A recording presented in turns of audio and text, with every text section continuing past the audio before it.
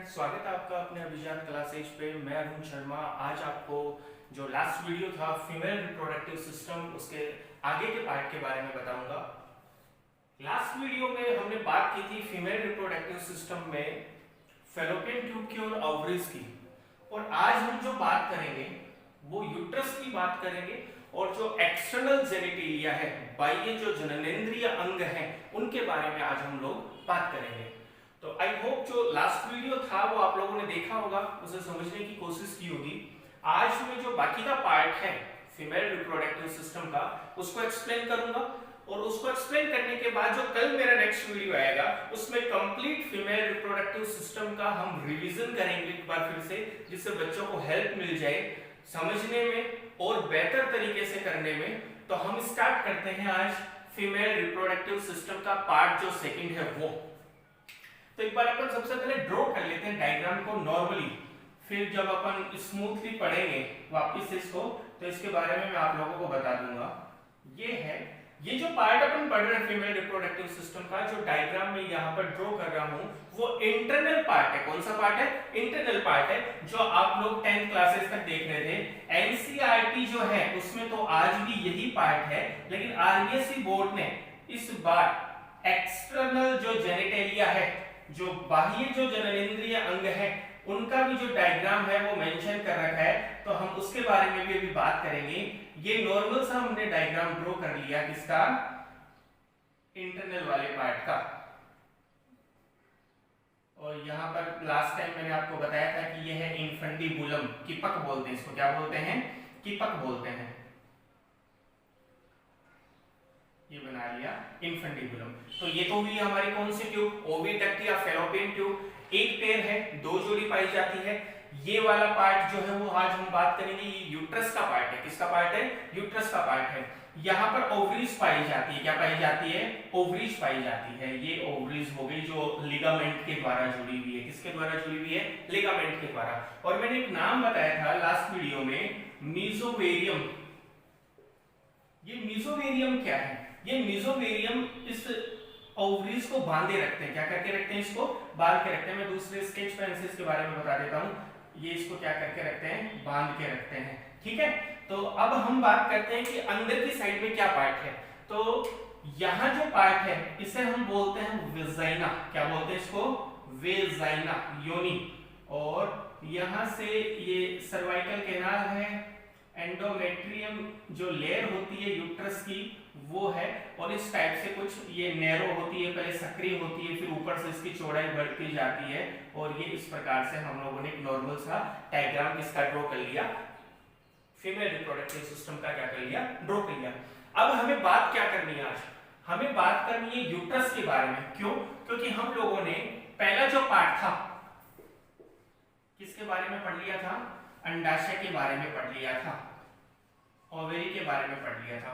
दूसरा जो पार्ट था वो हमारा था डिंब वाहिनी। कौन सी वाहिनी थी?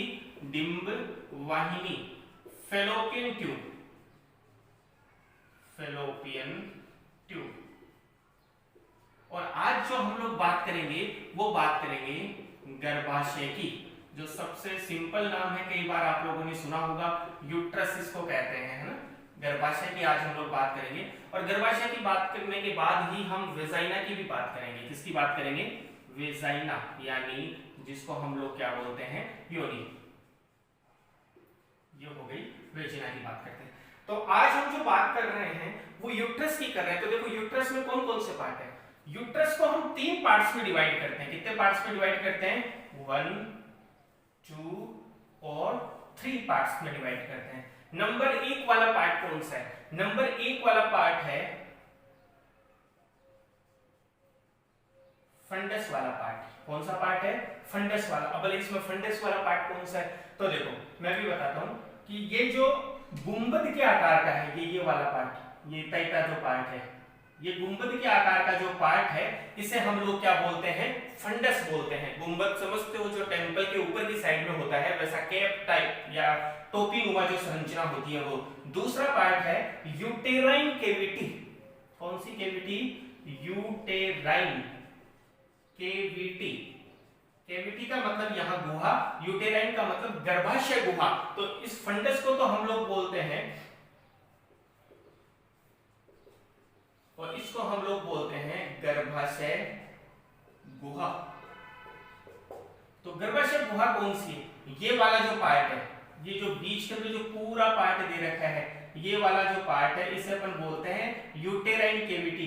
यहीं पर एम्ब्रियो डेवलप होता है। कौन डेवलप होता है यहाँ पर? एम्ब्रियो, जो भ्रूण है, उसका जो डेवलपमेंट है, उसका जो विकास है, वो विकास कौन से पार्ट में होता है? वो विकास होता है कौन से पार्ट में? गर्भाशय गुहा या यूटेराइन केविटी में। और हम ये कह सकते हैं कि गर्भाशय का सबसे इंपॉर्टेंट जो भाग है वो कौन सा है? Uterine cavity. नंबर 3 पर कौन सा पार्ट है? ये जो धीरे धीरे नीचे की तरफ आता जा रहा है, तो ये सकरा होता जा रहा है, नैरो होता जा रहा है। तो ये नैरो होता जा रहा है, तो इसको अपन क्या बोलते हैं? इसको हम लोग बोलते हैं सर्विक्स। क्या बोलते हैं? सर्विक्स बोलते हैं। या फिर इसको हम कौन सा पार्ट बोलते हैं? गर्भाशय ग्रीवा। कौन सा पार्ट बोलेंगे इसको? गर्भाशय ग्रीवा। तो ये तो हुए यूट्रस के 3 पार्ट। लेकिन यूट्रस के 3 पार्ट को पढ़ने से पहले हम लोग यूट्रस के बारे में कुछ बात करते हैं कि यूट्रस है क्या, किस टाइप की उसकी स्ट्रक्चर होती है। तो सबसे पहला पॉइंट, यूट्रस जो है वो सिंप्लेक्स प्रकार का होता है। मानव का जो यूट्रस है या मनुष्य में जो यूट्रस पाया जाता है, मादा में जो या महिला में यूट्रस पाया जाता है, वो किस प्रकार का होता है? सिंप्लेक्स प्रकार का। यानी किस प्रकार का? सामान्य प्रकार का। तो प्लस और किस प्रकार के होते हैं? तो कुछ मैमल्स ऐसे हैं जिनमें डुप्लेक्स प्रकार का भी क्या पाया जाता है? यूट्रस पाया जाता है। तो पहला पॉइंट याद रखना है कि सिंप्लेक्स प्रकार का। नंबर 2 पर बोला सर शेप कैसी होती है इसकी, आकार कैसा होता है? तो इन्वर्टेड पियर टाइप होता है। कैसा होता है? इन्वर्टेड पियर। मतलब इन्वर्टेड पियर का मतलब नाशपाती खाई आप लोगों ने, सबसे ज्यादा न्यूट्रिशन पाए जाते हैं नाशपाती में, और उस नाशपाती को जब अपन उल्टा रख देते हैं तो उसे हम बोल देते हैं इन्वर्टेड पियर। यानी हम कह सकते हैं कि इसका आकार उल्टी रखी हुई किसके समान होता है? नाशपाती के समान होता है। जो फ्रूट आता है ना नाशपाती, उसके समान इसका क्या होता है? आकार होता है। फिर अपन बात करते हैं कि यूट्रस जो है उसका मेन फंक्शन क्या है। तो यूट्रस का मेन फंक्शन क्या है कि यहां पर एम्ब्रियो 9 महीने तक स्टे रखता है। 9 महीने, लगभग 9 महीने तक वो यहां पर रहता है। यानी उसको ये एरिया देता है, उसको रहने के लिए जगह प्रदान करता है। सबसे इंपॉर्टेंट फंक्शन हो गया। अब हम बात करते हैं इसमें कि ये जो यूट्रस वाला पार्ट है, इसमें हम लोगों ने फंडस के बारे में पढ़ लिया जो गुंबदनुमा है, यूटेराइन केविटी के बारे में पढ़ लिया जो हमने कहा कि मेन पार्ट है। फिर हम लोगों ने कहा कि इसका जो नैरो पार्ट है, जिसे हम लोग क्या बोलते हैं? सर्विक्स या ग्रीवा बोलते हैं, उसके बारे में भी पढ़ लिया। तो अब इसमें बचा क्या है? इसमें अब 3 लेयर बची हैं। उन लेयर के बारे में बात करते हैं। ये जो रेड कलर का जो आप लोगों को दिख रहा है, इसे बोलते हैं अंतःस्तर। कौन सा स्तर बोलते हैं? अंतःस्तर। तो मैं थोड़ा ऊपर की साइड में लिख देता हूं इसको। इसे बोलते हैं अपन एंडोमेट्रियम। एंडोमेट्रियम यानी कौन सा स्तर? अंतःस्तर हुआ एंडोमेट्रियम। फिर एंडोमेट्रियम के बाद में 2 लेयर और बच रही है इसकी। कितनी लेयर और बच रही है एंडोमेट्रियम के बाद में? 2 लेयर और बच रही है, जिन्हें हम पेरीमेट्रियम और मायोमेट्रियम कहते हैं। क्या कहेंगे उनको? पेरीमेट्रियम और मायोमेट्रियम। तो पेरीमेट्रियम कौन सी है इसकी? तो ये बाहर वाली जो लेयर है, इसको हम लोग बोलते हैं पेरीमेट्रियम। ये वाली, ये जो ब्लैक वाली दे रखी है बाहर वाली, इसे हम लोग बोलते हैं पेरीमेट्रियम। हिंदी में इसको बोलेंगे परिगर्भाशय स्तर। कौन सा स्तर बोलेंगे? परिगर्भाशय स्तर। तो कितनी लेयर हो गई इसकी? 2 लेयर हो गई। सबसे अंदर वाली तो क्या हुई? एंडोमेट्रियम। सबसे बाहर वाली हुई क्या? पेरीमेट्रियम या परिगर्भाशय स्तर। तो फिर बची कौन सी? तो ये जो रेड और ब्लैक वाला जो है, इसके ये बीच का जो पूरा पार्ट है, इसे हम लोग बोलते हैं मायोमेट्रियम। क्या बोलेंगे इसको? मायोमेट्रियम। पेशी स्तर। कौन सा स्तर बोलेंगे इसको? पेशी स्तर। तो हमारे पास अब यूट्रस के कितने हैं? 3 स्तर हैं।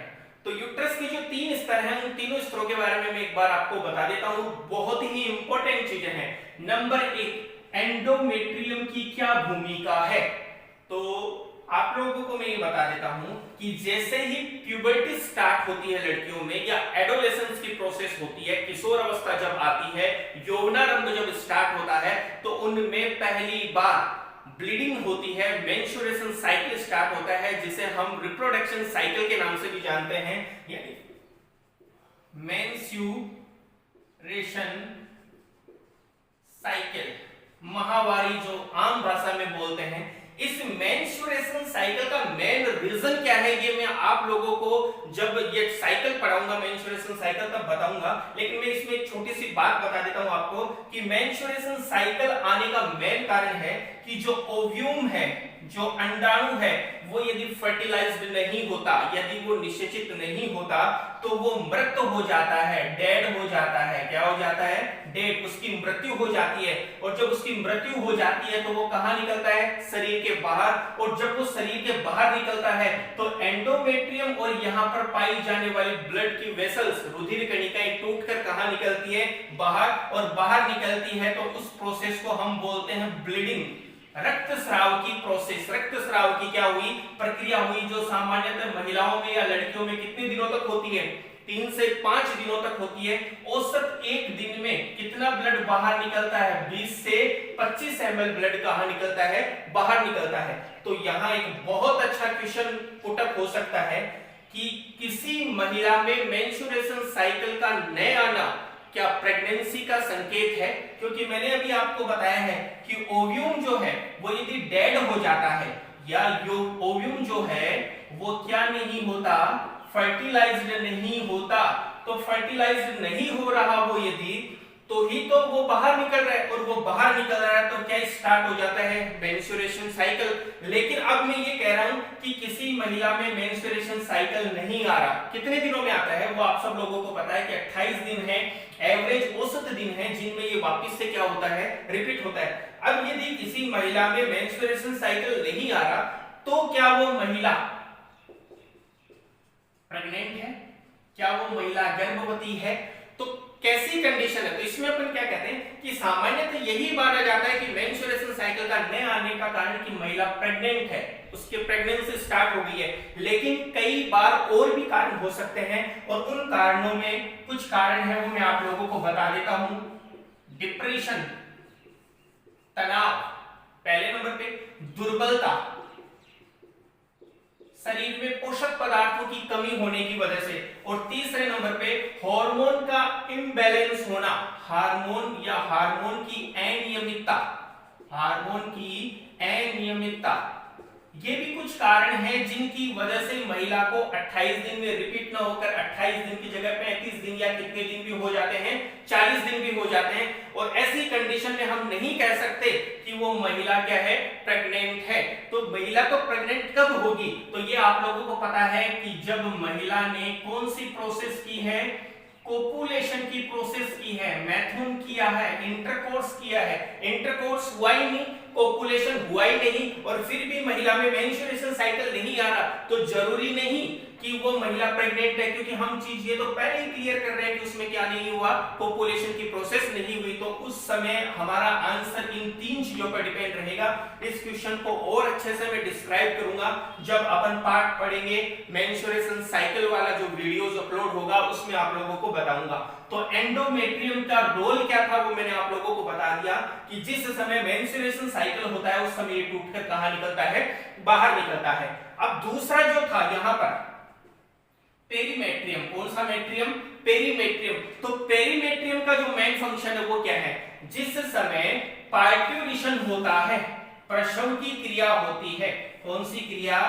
प्रसव की क्रिया होती है, उस समय ये जो पेरीमेट्रियम है इसमें कॉन्ट्रैक्शन होता है, इसमें संकुचन होता है, और संकुचन की वजह से वो जो बेबी है, जो मैच्योर हो चुका है एम्ब्रियो से, वो बर्थ कैनाल के रास्ते से बर्थ कैनाल का मतलब जन्म मार्ग के रास्ते से मां के शरीर से कहां निकलता है, बाहर निकलता है, और बाहर निकलने की क्रिया ही क्या कहलाती है, प्रसव कहलाती है, जिसके बारे में भी हम आगे डिस्क्राइब करेंगे, अच्छे से टॉपिक को उसको क्लियर करेंगे। अभी केवल इतना ध्यान रखना कि यूट्रस में कितनी लेयर पाई जाती है, 3 लेयर पाई जाती है। एक बार मैं बेसिक वापस से क्लियर कर देता हूं कि हम लोगों ने आज जो पढ़ा है वो यूट्रस के बारे में पढ़ा है कि सिंप्लेक्स प्रकार का होता है, इनवर्टेड पियर, उल्टी रखी हुई नाशपाती के समान होता है, 3 पार्ट में डिवाइड रहता है। पहला जो पार्ट है इसका फंडस है जो गुंबद के आकार का होता है, दूसरा यूटेराइन कैविटी यानी गर्भाशय गुहा जो मेन पार्ट होता है, तीसरा इसका सकरा भाग है जिसे हम ग्रीवा बोलते हैं, क्या बोलते हैं, ग्रीवा या सर्विक्स बोलते हैं। फिर उसके बाद में मैंने आप लोगों को इसकी 3 लेयर बता दिए, 3 स्तर बता दिए। उन स्तरों में सबसे पहले एंडोमेट्रियम है, एंडोमेट्रियम सबसे अंदर वाली, सबसे बाहर वाली पेरीमेट्रियम, और बीच वाली मैंने बता दिया था, सॉरी बीच वाली बताई थी आप लोगों को मायोमेट्रियम। कौन सी बताई थी, मायोमेट्रियम, सॉरी पहले मैंने इसको पेरीमेट्रियम लिख दिया था लेकिन ये क्या था, मायोमेट्रियम था। तो इतना हो गया।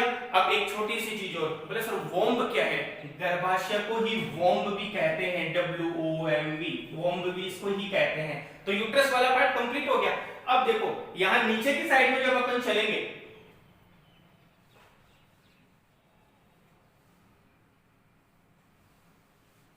नीचे की साइड में जब अपन चलेंगे, थोड़ा सा मैं इसको इरेज कर देता हूं, फिर अपन वापस से इसको क्लियर करके समझा देंगे एक बार।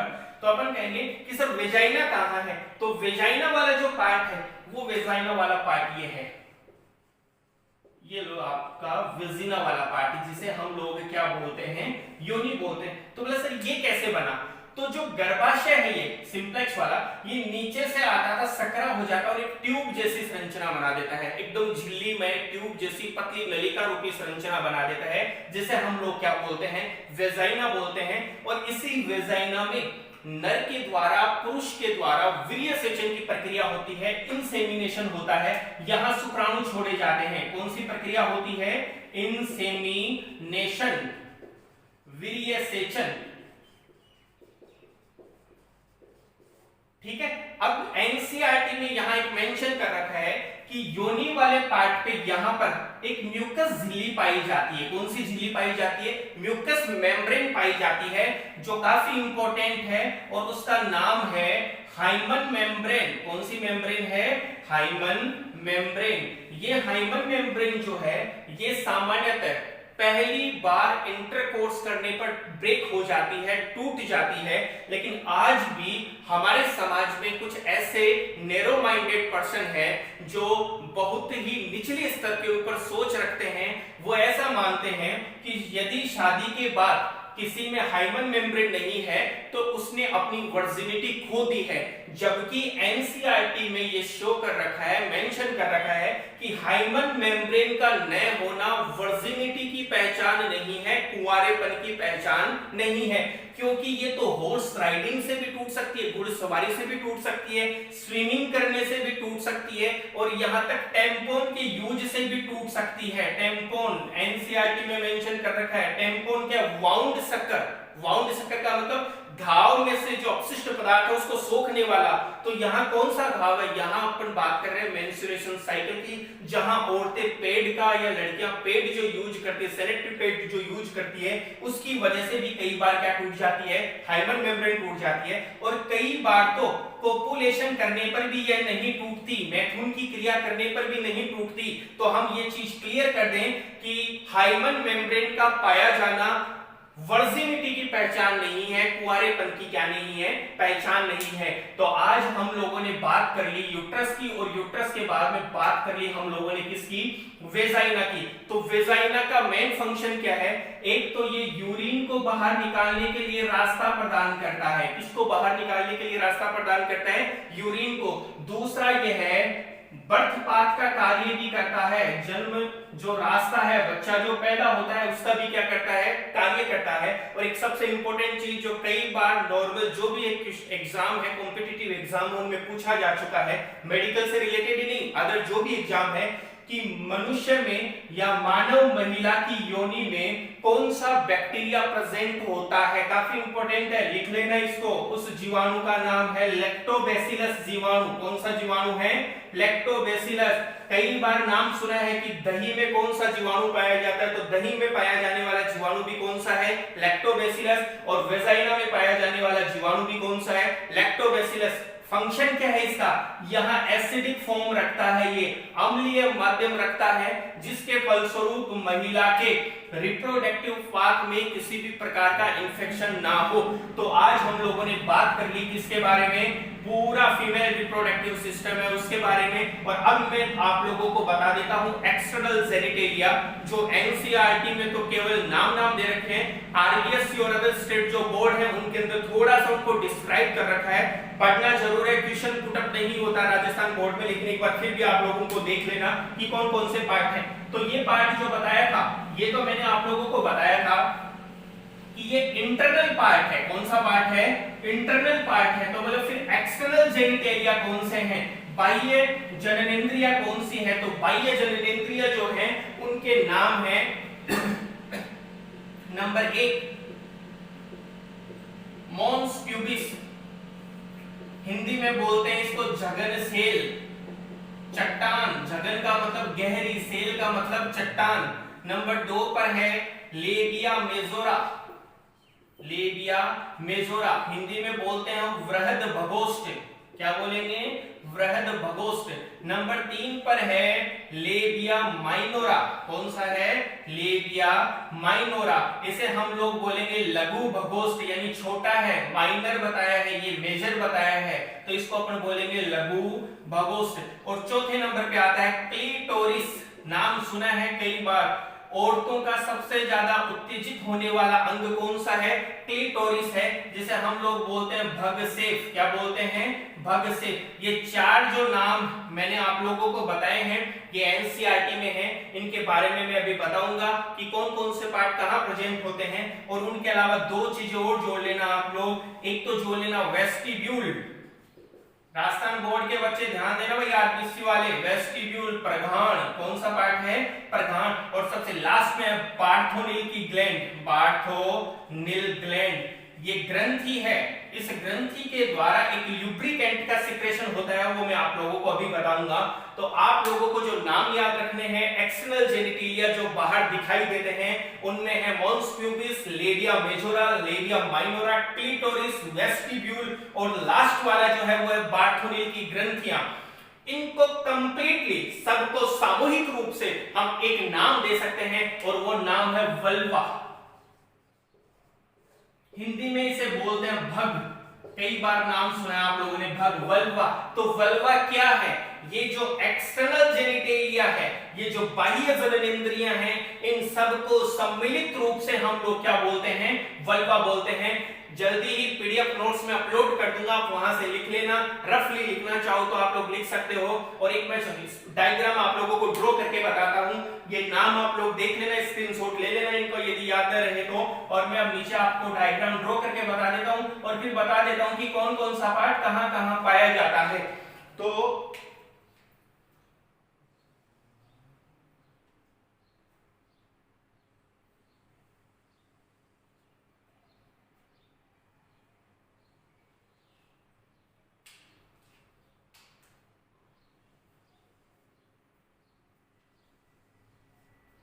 ये जो सबसे पहले नंबर पे आएगा, ये वाला जो पार्ट है, ये वाला, यहाँ पर प्यूबिक हेयर पाए जाते हैं। जैसे ही लड़कियां 12 या 13 वर्ष की हो जाती है तो यहाँ पर बाल आते हैं, जिनको अपन प्यूबिक हेयर बोलते हैं। ये जो स्थान है, ये जो एरिया है, यहाँ पर फैटी टिश्यू पाया जाता है, वसामय उत्तक पाए जाते हैं, जिसको हम लोग बोलते हैं मॉन्स प्यूबिस। क्या बोलते हैं इसको?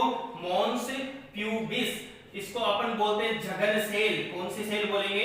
जघन सेल। फिर नंबर 2 पर हम लोगों ने बात की थी लेबिया मेजोरा की। तो लेबिया मेजोरा जो है वो ओस्टनुमा संरचना है, लिप्स टाइप की संरचना है, वर्टिकल हॉरिजॉन्टल। वो आप लोगों को मैं अभी बता दूंगा कि यहाँ पर जो स्ट्रक्चर पाई जाती है वो एक इस प्रकार की स्ट्रक्चर पाई जाती है। ये वाली स्ट्रक्चर पाई जाती है, ये वाली। तो ये एक ओस्टनुमा संरचना है जिसको हम लोग नाम देते हैं लेबिया मेजोरा। क्या नाम दिया? नाम दिया था हम लोगों ने लेबिया मेजोरा। क्या नाम दिया था इसको? Labia majora. हिंदी में इसको अपन बोलते हैं वृहद भगोष्ठ। क्या बोलेंगे? वृहद भगोष्ठ।